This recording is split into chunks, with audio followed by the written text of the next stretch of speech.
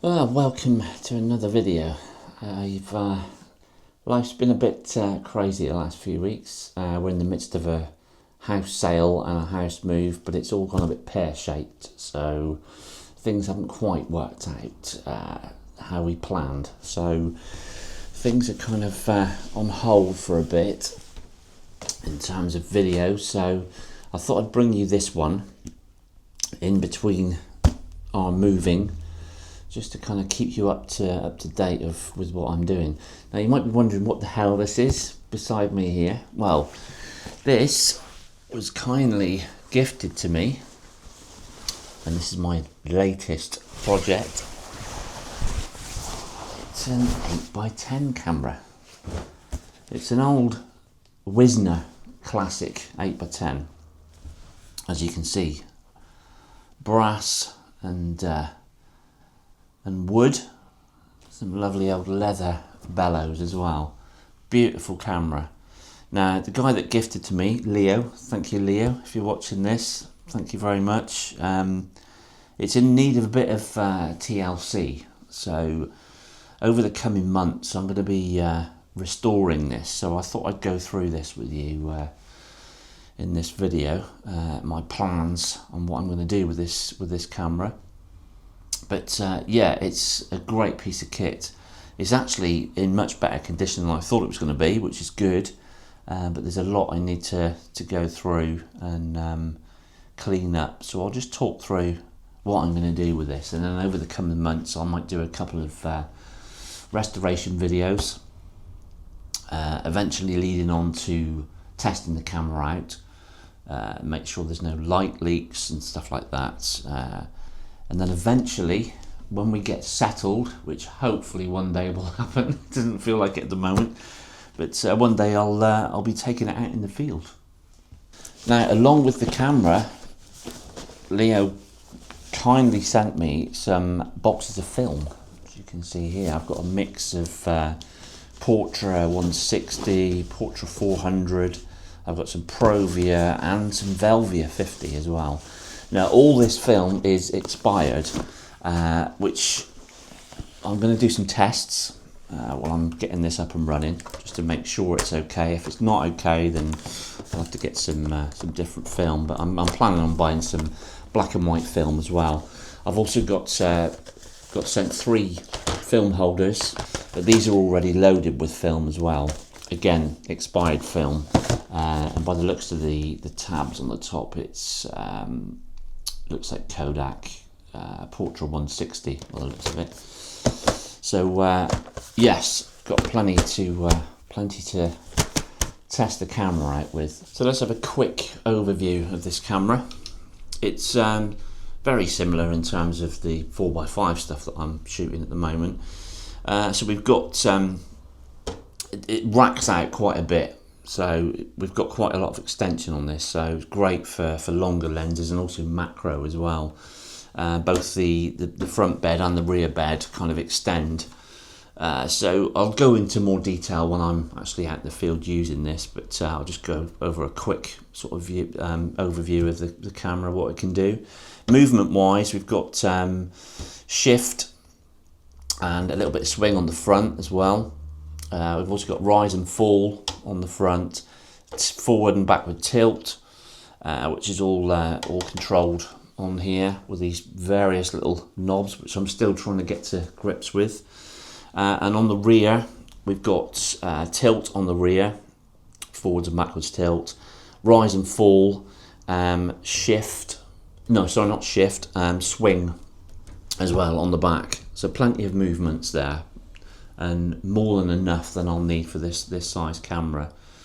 It takes obviously lens panels, which are slightly bigger than the 4x5 kit that I've got. I will have to add a couple of lenses to this, more lenses to this kit to kind of cover various sort of focal lengths. But I'm probably going to start with either a 250, maybe a 210, I'm not sure yet. I'm yet to get the lenses. And like I say, it needs a bit of restoration work first. It's got a removable back, so you can basically take this off.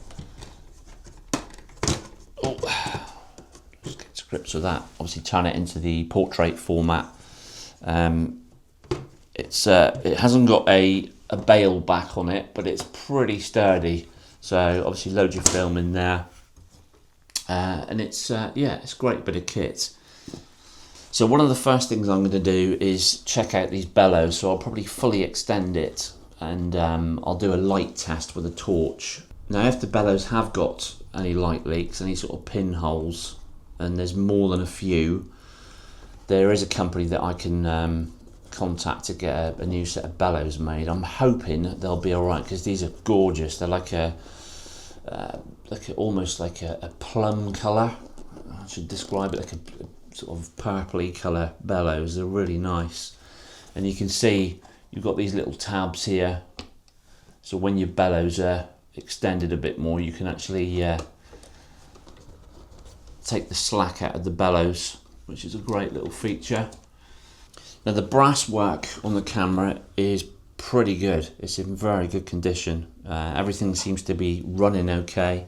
I will probably lubricate all the gearings here when it's all cleaned up, just to make sure it's running nice and smoothly, but everything seems to be working okay. All the movements and everything are fine.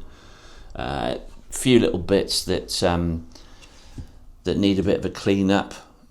We've got this little label down here. There's bits on the back as well. The spring clips here for the film back need a bit of a clean up. Now on the rear of the camera, you've got your ground glass. Now I'm pretty sure that is glass. I'm not entirely convinced, but it doesn't, I think it is. It's very thin and it's filthy, so that needs to be cleaned. Now I might change the ground glass for a gridded ground glass screen. I'm not sure yet. I want to do a few tests with this first. I will definitely be getting a Fresnel screen to go over the top of this to aid focusing. But yeah, it needs a bit of a clean up, so I'm going to take all this off. I'm going to take the bellows off completely, which is very easy to do. Got clips on the front there, clips on the back, and then you can just take up the whole bellows out to clean them off. It then allows me access to the rest of the camera, so I can clean all the timber work underneath and all the brass bits and pieces. Now the timber work is in pretty good condition as well, barring the back of the camera and the top of the camera. Now on the top of the camera there's quite a bit of dirt and grime, including the leather handle as well. That's pretty grimy. I am going to try and clean this up. It looks like it might clean up, but again, possibly if I can get this off, I might take this into a leather restorer and either get the handle restored or get them to make a new one. It's a bit stiff, and it is, like I say, it's a little bit threadbare in a few places, so I might get that replaced. But generally overall there's a few bits of timber that need to be repaired, so I'm going to sand this down, fill the little dings on the timber, and then restore that. But mainly, like I say, it's mainly the top of the camera and the film back. Other than that, it's pretty good. There's a little bit of damage on the front there, but it's generally just needs a good clean up. But in terms of actually using the camera, it's going to be fun. It's not actually as heavy as I thought it would be. I've tried to find the actual weight of it. I haven't got anything to weigh it, but it comes in at around sort of 32 pounds in weight, which isn't light, and it's quite cumbersome. It's quite a big piece of kit.